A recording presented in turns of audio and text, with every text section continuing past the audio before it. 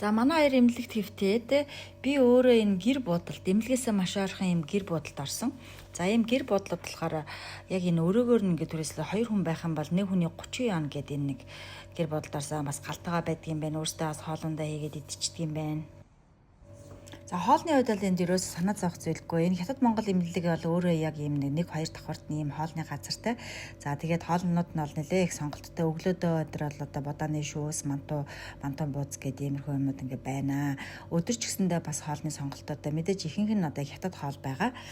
За тэрнээс гадна бас энэ эмнэлэг дотроо бас хоол одоо чөлөөтэй оруулдаг, гадагшаа гараад хоол чөлөөтэй идэж болно гэдэг их чөлөөтэй амар юм бэлээ. За тэрнээс гадна бас хэрвээ гадагшаа гараад өвөр Монгол хоол иднэ гэх юм бол сайн идэ, ноён, асар эдэргээд зөндөө олон өвөр Монгол хоолны газрууд байгаа.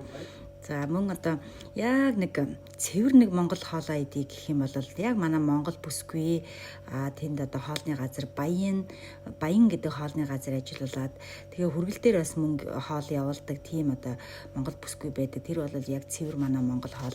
Ялцчгүй одоо бас өөрийнхөө цэвэр Монгол хоолой бас их санддаг. Энэ цэвэр сайхан Монгол хоолоо идхийг хүсэх юм бол энэ WeChat руу холбогдорой, утас юуг нь аль алийг тавьчих. Бид тэгээ бие хаанч дэмжих хэрэгтэй байдаг шүү дээ. Хоолны газар ажиллуулахаас гадна бас Хятад Монгол эмнэлгийн ойролцоо бас гэр бодол ажиллуулж байгаа гэсэн шүү.